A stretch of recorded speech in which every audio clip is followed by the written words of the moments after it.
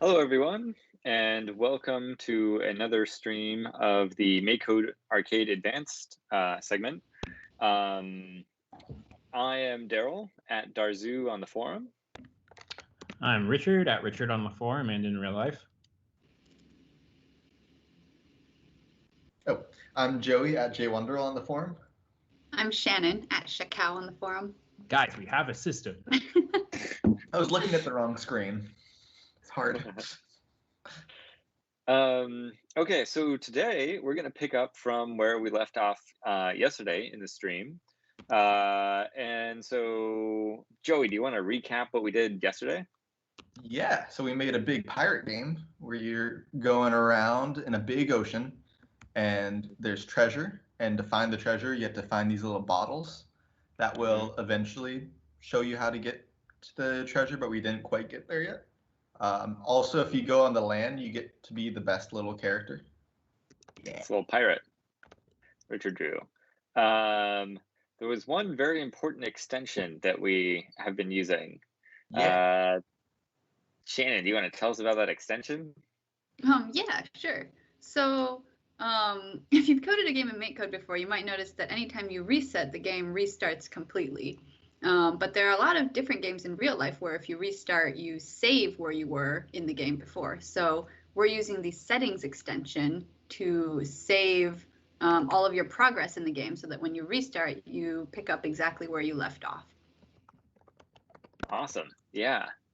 So we added the settings extension. We've got this awesome settings tab here.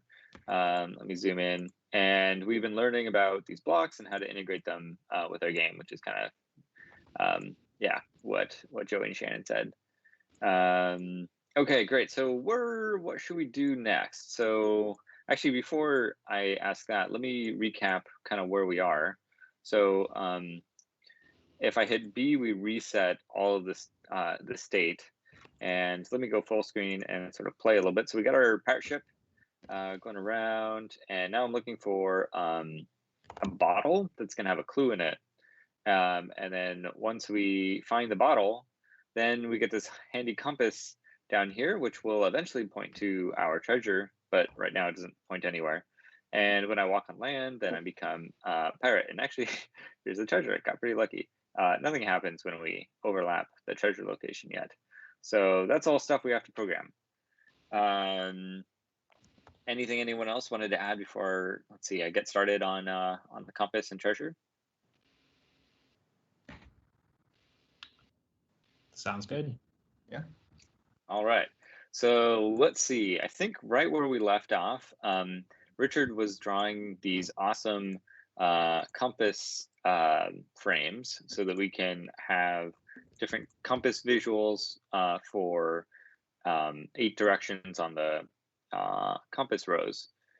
So we've got this compass, and it's a sprite, and it's defined relative to the camera. It's always set down in the bottom, and we only show this compass once we have the when we've picked up the bottle. So we have this found bottle variable that says it's false right now. So let me see, where is it that where's it that we actually show and hide the compass? Let's see. It's in the create treasure. Right. Okay. Right. So in create treasure, we set the compass image to one of the images from the compass images array, because by default, the compass is hidden because it's set to a blank sprite image. Okay, so now I think I need to point the compass towards the treasure. So let me do that. So I think we're going to need another section in the on-game update where we're going to need to compute kind of the quadrant, or I guess octant that the treasure is in relative to the player. So let's see, I can think of a couple ways to do that. One would be a big if block. There's probably an easier way. So we know that the compass images are stored in the array, starting from north, going clockwise.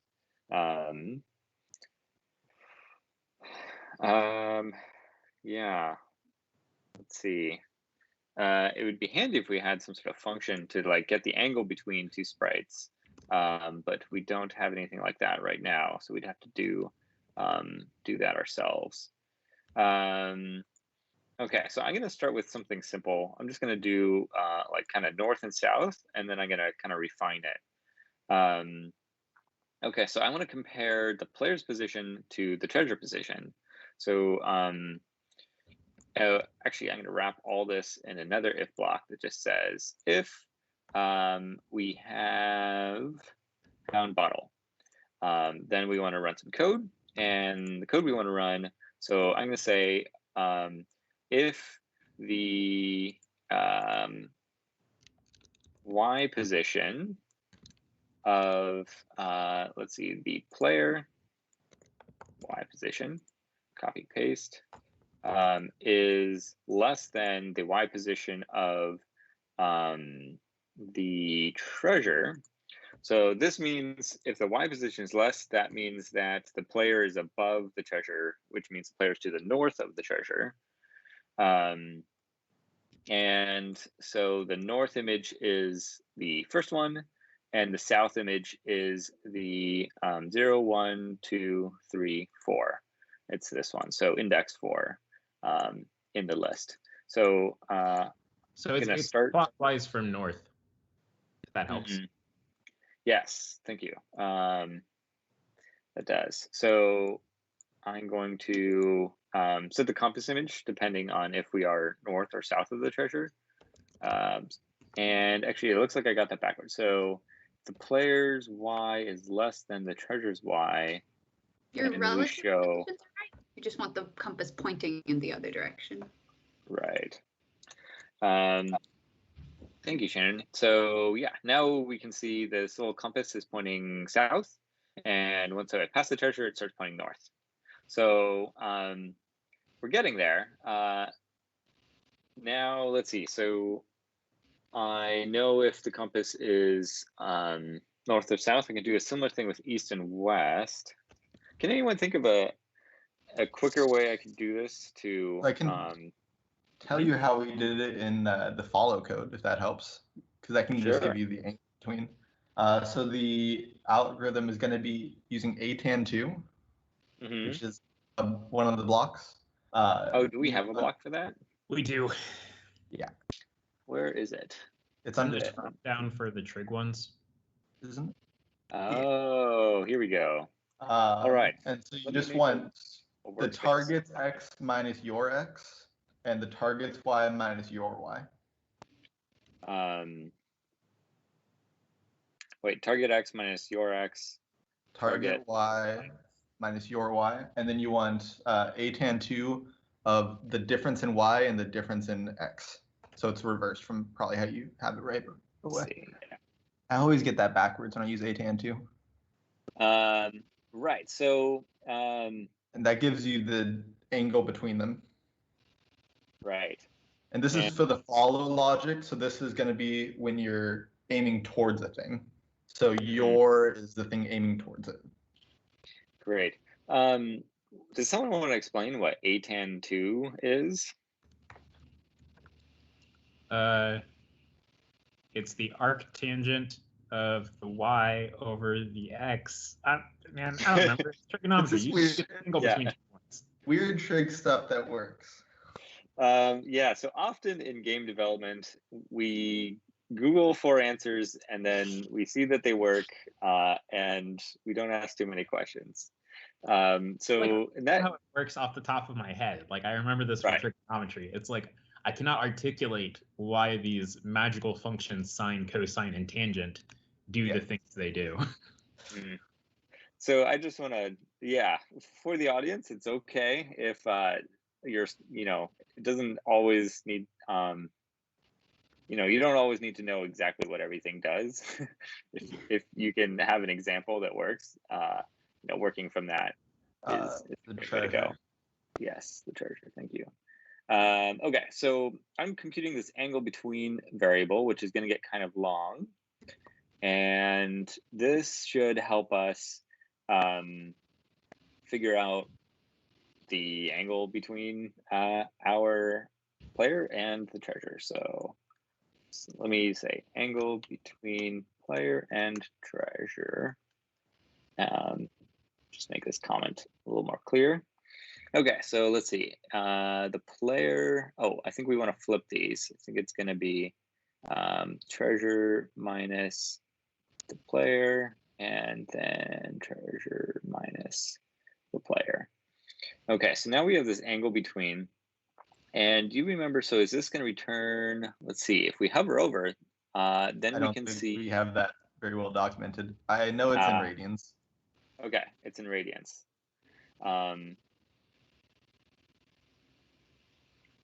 So radians are, well, there's usually either get radians or degrees. In this case, we get radians. And so radians go from, this is probably from 0 to 2 pi, or is it from negative pi to pi? Do you know? Some other. That's okay. We'll 0 to 2 pi, but if you're right there, maybe we can just check. Yeah, so we will just check real quick. Yeah, so maybe what I'm going to do is I'm going to set the score. So often I use set score to check. It's sort of like a quick way to sort of debug things and see what a number is in a program. Actually, I wonder, we could use the debugger here, but I think I won't go into that in this stream. Okay, so angle between is, yeah, it looks like it's between it is just negative pi, I'm guessing. Yeah. It looks like negative pi to pi. So pi is 3.14159, something. Keep going. 3.1. They have whole competitions for that. I'm not equipped for that. So we have this handy block here that's map. So I wasn't expecting to use this, but I think this will do well for our purposes. So map takes two numbers, it takes an input number. Wait, real quick before we get too far down on this, Joey, do you know if map only works for integers or not? I don't know off the top. I'm guessing it does, but I'm just gonna pull it up. Oh yeah.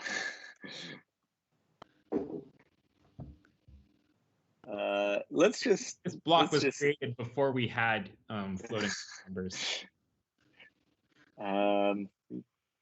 It should work. It's not doing anything. It's not doing any floor division or anything. It's just straight calculations, plus and minus, etc.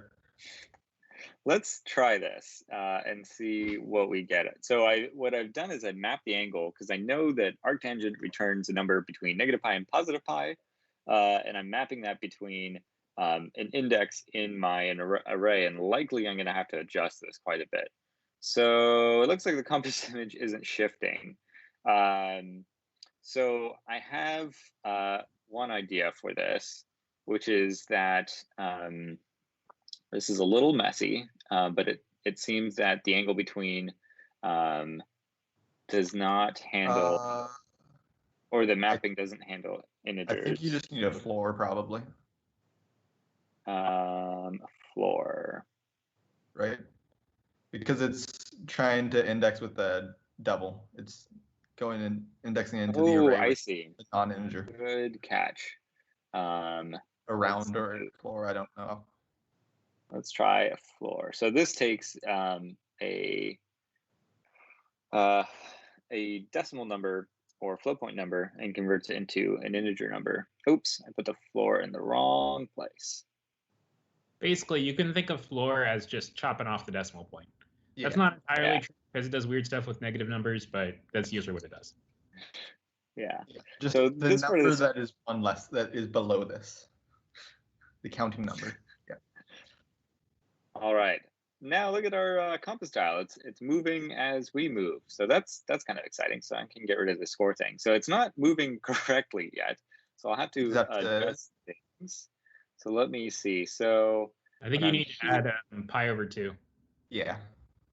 Add pi over 2. All right. So I don't think we have a constant for that. So let's So I can either add pi over 2 before I do the mapping, or after I do the mapping, I could Add 2 to the index. Odd. Yeah. add 2, but with a modulus, right? Yeah. Okay, sorry if this part of the stream is a little hard to follow. I wasn't expecting this much math, but let's bear with me for a sec. I'm going to add 2 and then do all of this modulo. Oops.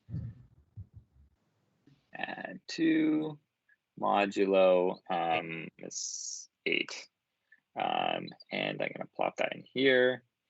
And let me just see if this works before I start explaining what I tried to do. Oh, I think we added too much. I think it's just flipped. It's pointing in exactly the opposite direction you need. Oh, well, what's happening there? Not quite. So this is where trial and error is going to come in handy. I'm just going to try a few things. -2 will be weird with mod because it'll end up. Right. You want a -2, you should add 10 or no 6. Add 6. Right. So I'm just going to try a few numbers in here to see. Okay, so that's looking good. And if we're underneath, we go over. So I think it's off by a quarter reading, a quarter pi reading. It does feel like it's off by like a quarter.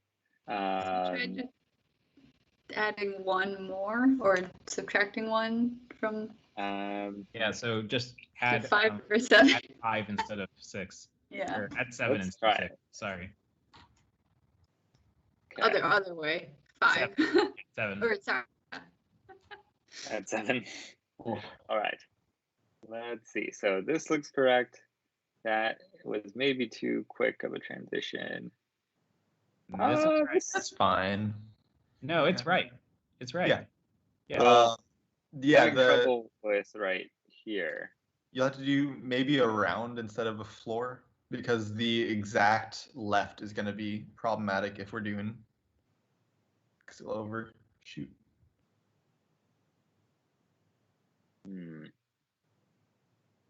I think this is pretty good. This will get up to the treasure. Yeah. Oh, here's weird. You know, I'm gonna go on with the game, and then if we have time at the end, I'll try and understand and fix up this math a little bit. I would change it back to 4, and then it should be good enough. Yeah.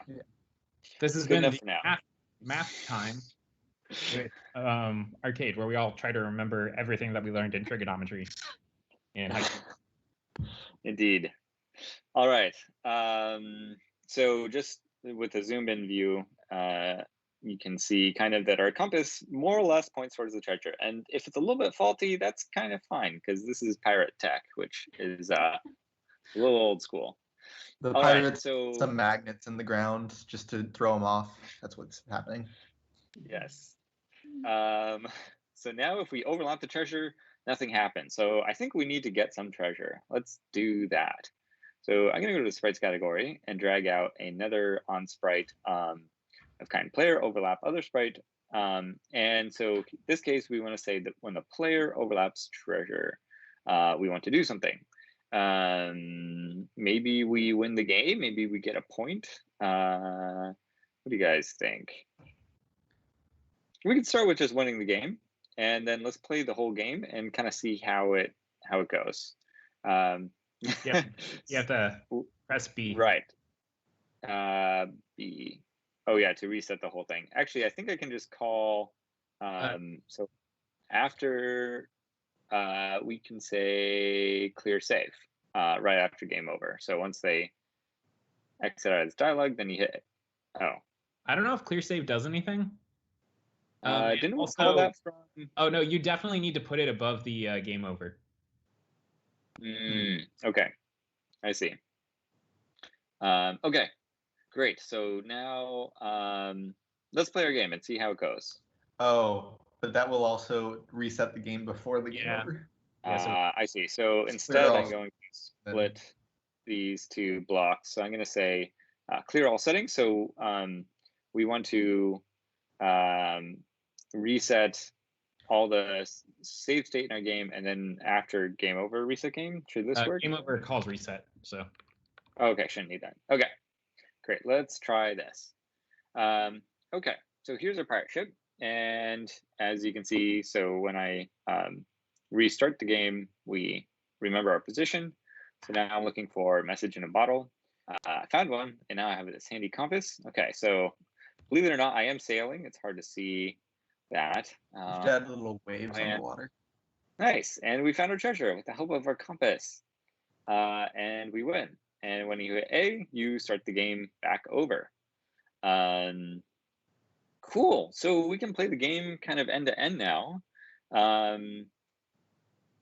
Let's maybe make a quick list of things that we have at least another item on our list. But is there anything else you guys can think of that we might want to do with this game before we wrap up with this game?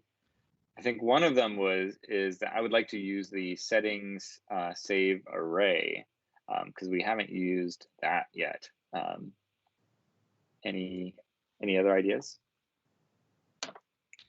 So I think what we threw around the other day after the stream was we wanted to make it so that at the beginning of the game you named your boat. Mm-hmm. I like that. Great. Okay, that shouldn't be too bad to do. So let's start with that.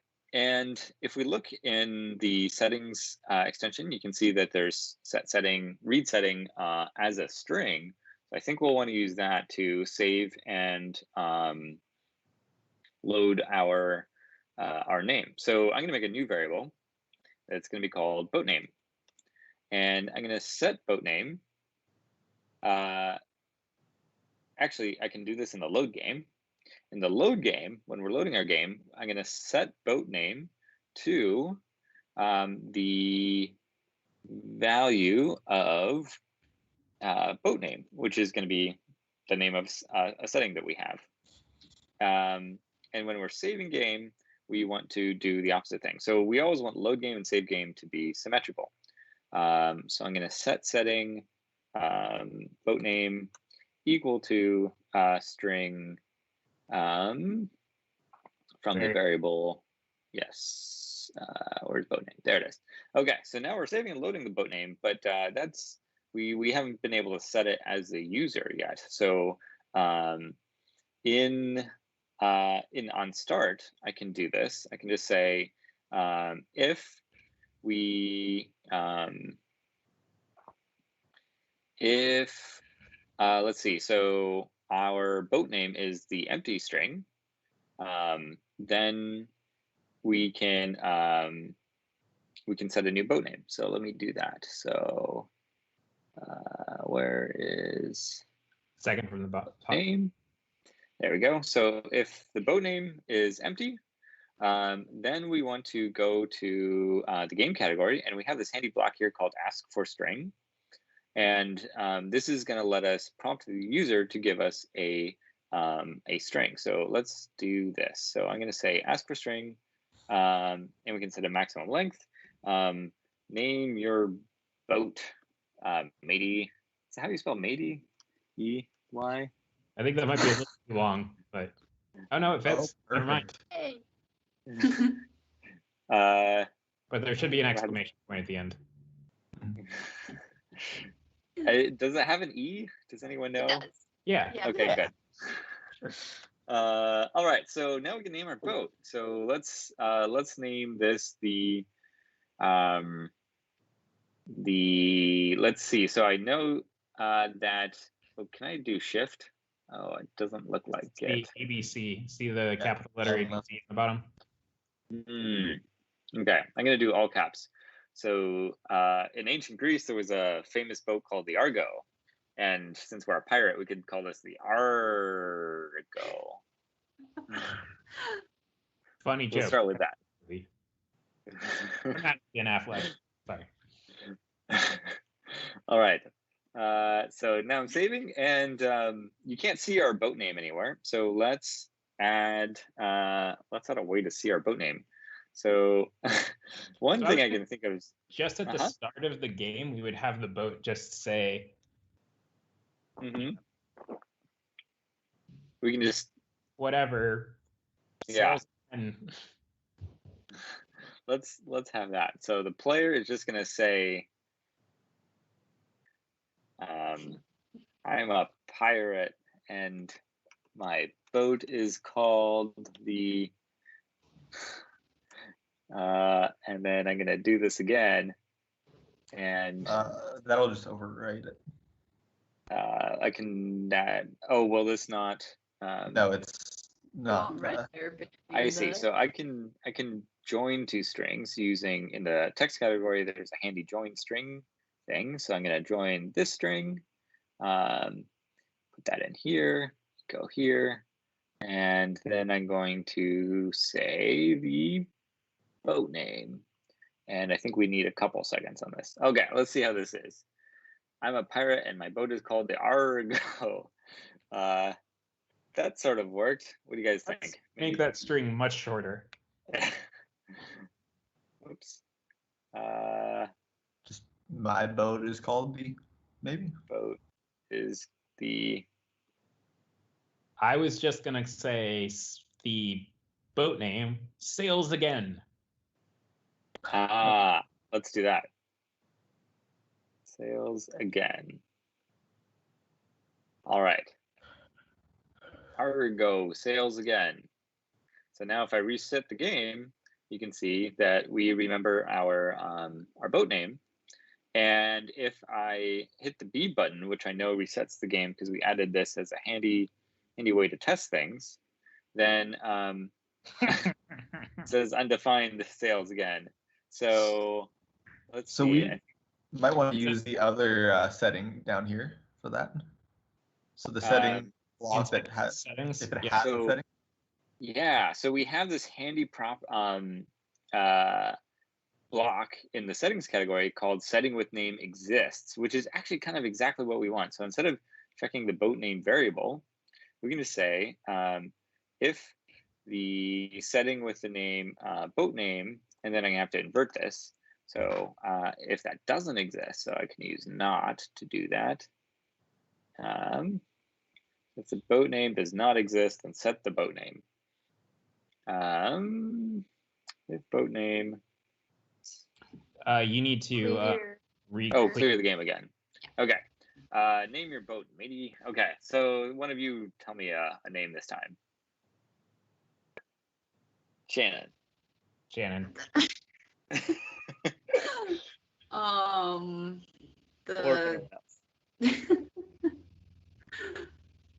Bodie? Well, all right, we can do better than Bodie. What do you think? Mary Celeste. The Mary Celeste? I don't know if that will fit. See, Mary. It's Mary, like Mary the person. Mary Curie. Not like Mary. Mary like. Had a little this is embarrassing spelling on live stream.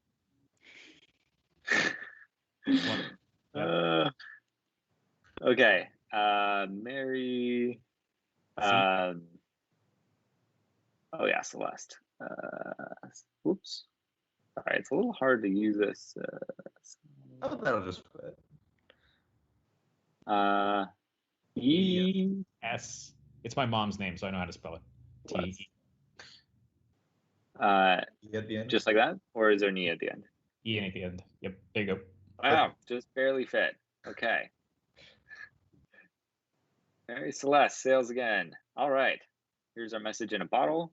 And we've got our handy compass. Let's go adventure out. And there's our treasure. Wow, the compass works pretty well. Pretty happy with that. All right, and we win. And now we have to name a new boat and start the game over. Okay, so we've got the boat naming. The one other thing that I wanted to touch on was the using array settings. So can anyone think of an array of stuff that we might want to save?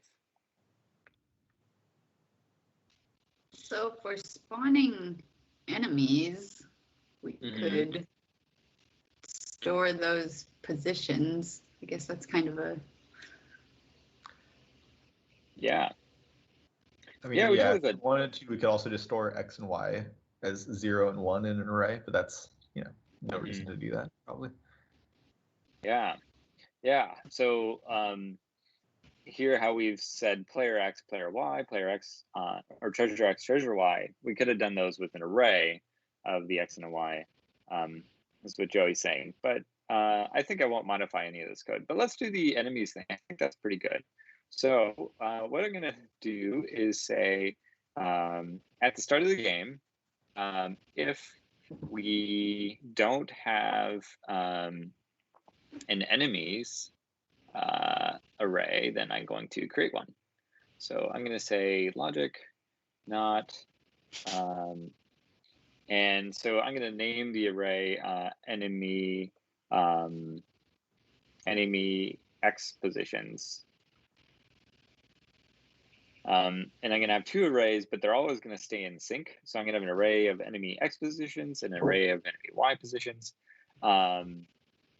And I only need to check for one of them because I know that they'll always kind of stay in sync. Okay, so I'm going to create a few enemies, and I'm going to say, sure, I'll start with 4. So I used a 4 index loop, and then I'm going to do sprites, and I'm going to create a sprite, and this sprite is going to be of kind enemy, and I'm going to I have an call enemy this suggestion. Yes. We could do whirlpools instead of krakens. Ooh. That would be... Whirlpool. I think I spelled that right. Whirlpool. Yeah, let's do it. How are washing machines getting to our pipe? Do I have to be scared of the one in my bathroom? Yeah, all it takes is one pirate ship carrying a load of washing machines to, capsize, and then invasive species. They're all over. They have no natural predators. Climbs into a washing machine, they get the taste for human flesh. It kind of continues from there. Yeah. Yeah. And why is there brown in the is that broken? This is the debris of broken sailors. I don't know if that's that'll read without you animating it. It's all the sailors probably on the ground. We'll see how this plays out, and then we can adjust. Okay. So I've got a whirlpool, and then I'm going to go to the scene category, and I'm going to say place on top of random, which is very handy, and say whirlpool place on top of random ocean tile. Okay. So now we've got a bunch of enemies being placed, but I'm not doing anything to save them yet. So let's see. I think what I need to do is outside of my loop, I'm going to build up an array. So I'm going to have 2 arrays that I'm going to create. And one of these is going to be enemy X positions, and the other one is going to be enemy Y positions, and these are going to start empty. And then inside of here, I'm going to say, I want to add to the end. So at the end of the X positions, I'm going to add the sprite X position of my whirlpool. And let's go to whirlpool. And let me get some more space. Code is getting a little long. And enemy Y positions. We're going to add to that array as well. And now we're recording all these in these arrays, but I still need to save them in the settings. So this is where we get to use this new block here, which is works just like the other blocks. You can save a setting by a name. So I'm going to say enemy X positions, enemy Y positions is equal to the X and the Y positions. Oops.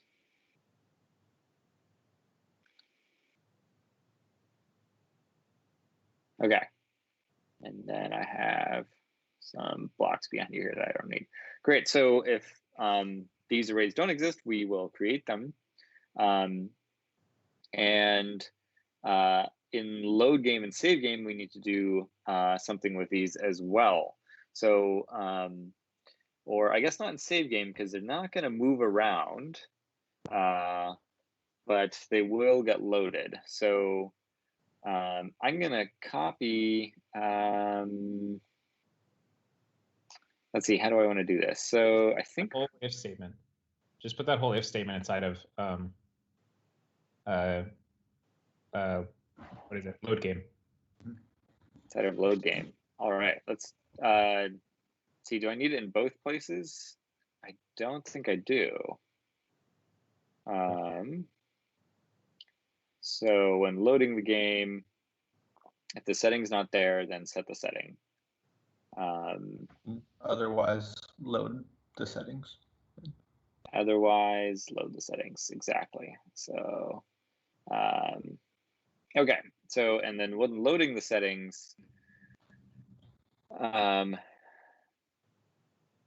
let's see. So I'm going to use a loop over a list, and I'm going to loop over the settings, read setting as a number array, and the setting is going to be enemy X positions. And I think you're going to need for index. Yeah. Right. So instead of this loop, I'm going to use a different loop, and I'll explain why in a sec. So I'm going to use for index from 0 to 4.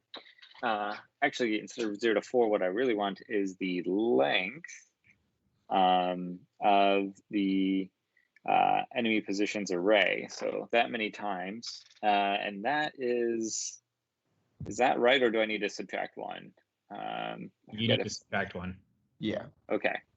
So let's subtract 1 from this. So what's happening is the length of the array is going to be, I think, 5, because we're going from 0 to 4 here, including 0, 1, 2, 3, and 4. And when we get that length, we want to enumerate only 0 through 4 and not 0 through 5. It's a little bit confusing. We've talked about this a couple of times in our chats. Okay, so now I'm going to get the value at position, and I'm going to create a whirlpool, and I'm not going to place it on top of random. Instead, I'm going to place it on top of a specific position. So I'm going to say the whirlpool is going to be placed on top of X positions. You didn't set the variable. Yeah, you need to set those X and Y positions before this. Oh, right.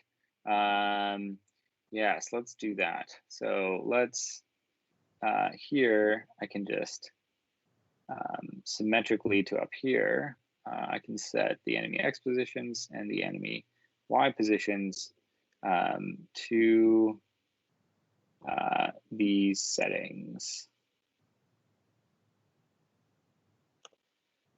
And then actually a little bit cleaner is if I only read from the settings once and instead use the length of this array that I just created. Okay, so now we're setting the position to the enemy position from this array from our settings at the index that we're looping over. Does that sound, does that all look good to you guys so far? Yeah, but I think you should increase the number from 5 so that we can actually find the whirlpools. Okay, that sounds like 15. We'll probably want to do some checking if it automatically runs into the player, but that can happen in a bit. Yeah. Could not run. Let's see what I'm missing. So, this is our new code. So if the setting is there, set these to empty arrays. I'm not seeing the error in here, so maybe the dev tools. Yeah. Just move some blocks. Yeah, let me remove these and let's see if the error goes away. No, so I've got some other error somewhere. Not necessarily. An array thing. Try refresh. Save and yeah, refresh. I'm going to refresh the page. Sometimes there are issues like this that we need to MakeCode team needs to fix. Okay, so let's see. So wait, get rid of the experiments thing. Experiments thing. Why are the experiments? Oh, Python. Okay. And now if I hit OK to go. Let's see if we can go find some whirlpools. There's a lot of water on there. There is a lot of water. So we made 64 by 64, right? Yep. Okay. I was I'm more, a much higher number. 600 something plus something. 100. So I'm going to hit the B button to reset. And I'm just going to hit OK. The P. Okay, now we see some whirlpools. All right, so now the question is, when I reset the game, they should still be in the same places. And they are. Okay, so it looks like our load and save code worked okay. So actually, I don't quite like that I'm doing this in both. So creating these in the load position, that's fine for now. We can always clean things up later. These two don't look quite symmetrical yet, so that's something we could address. But first, let's have these whirlpools be dangerous, and then that will be kind of a simple small danger to our game. So we're going to say that when the player collides with an enemy, let me zoom in here, then we probably want to I think we just lose the game because they're stationary. They're not very dangerous foes. So if you ran into one, that's tough. So now once we lose the game, this will be pretty funny now because now you're just infinitely losing. Yeah. Yes. We restart kind of with the same whirlpools and everything. And so what we need to do is, like when we won the game, we also need to clear the settings just before we lose the game. So clearing the settings is really important if you want your players to ever be able to get a fresh game. All right, so let's see. So I run into here, restart, I have to pick a new boat name. So we're pretty sure now that we have restarted. Okay, now I look down and there's some whirlpools and they're in different positions than before. All right, so we've got a way to win, a way to lose. We're storing settings, numbers, strings, and arrays. And we're doing some interesting trigonometry in our game. Anything else that you guys think we should tackle? Well, first I want to add a warning. So this game works great in the browser, but I do not think it would work that well in hardware because we are making 100 sprites and saving them all into settings. That would be 4 bytes per number and 2 numbers per sprite. So that would be, what, a lot? 800? That's not that. Yeah, what's the cap on the storage? 800 bytes? Wasn't it like 20 kilobytes? Is it 20 kilobytes? That maybe I'm way overstating that. Let me pull up the change that added it. Yeah, maybe we should test this out before warning people. But there is a limit to how much you can save in the storage. Don't just a million things, or else all of your settings will get deleted. If we stored like 1,000 things here, then we would probably be in trouble, at least. Yep. Joey's looking at what the limit is. Oh, it's in column factors. I thought he would have mentioned it there. Thanks, Joey.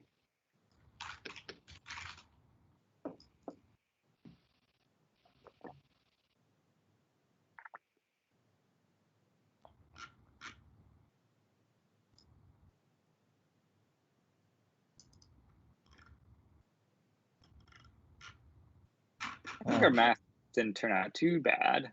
It's a little not fully understood, but kind of works.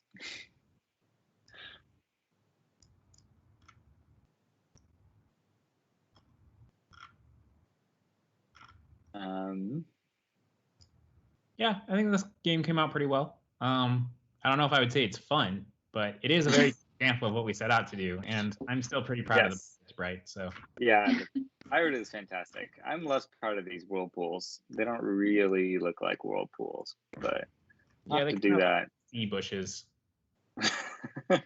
Yes. Potentially also dangerous to ships. So.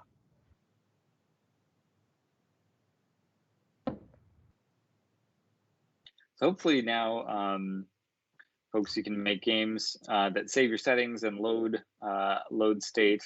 I know there's a number of awesome games I played on the forum where I got very far and then I died and I had to restart the whole thing. Settings would be a great way to improve that experience for users. Yeah, and you don't even necessarily need to save every setting the way we're doing here. So like if you have a game with levels, you could just save whatever level the user is currently on, and then when they restart, they start at the beginning of that level. Jacqueline is requesting that we talk like pirates, to which I say, no thank you, Jacqueline. Are about 16 kilobytes on most devices. Okay, so I said about settings, you can store a lot of stuff. You probably won't hit the cap, but don't store like 1,000 things. Yeah, and if you have too many games on your device that all store a lot of settings, then it won't work too well. The 100 sprites might slow it down a bit, but since they're not moving, it should be fine. Because it might mess with the physics a little bit. All right. Is there anything else that we should go over? Should we start something new, or probably might be a good time to stop? Yeah, we need to name the game, give it its final name. Oh, yes. Yeah. All right. We struggled last time a little while getting a good name. I think Jacqueline is suggesting that we call it Pirate Flag. Can we have emojis in our names? No. Okay. We can't do that one. Can we now? No. Maybe we can. I don't remember. Let's not figure it out. I don't think we check. Let's see. There's some way I can bring up emojis and symbols. Let's use pirate. All right. Well, I think that's a pretty good game name. What do you guys think? Sure. Yeah. We'll see if that works everywhere. Yeah. Let me enter a name. Somebody's probably going to see it in the browser without those emojis and just see 21st stream box, but that's okay. All right. I'll take a screenshot, and I think that's good. Let's do that. All right. Thanks everyone for tuning in about the second stream on the settings blocks. I'm Daryl at Darzoo on the forum, and with me is Richard at Richard on the forum and in real life. And I'm Joey at JWonderall on the forum. I'm Shannon at Chicago. That's at Chicago, not Chicago. Your audio glitched out for a second. Oh no. Small technical difficulties. Anyway, we'll see you tomorrow. Thanks for tuning in.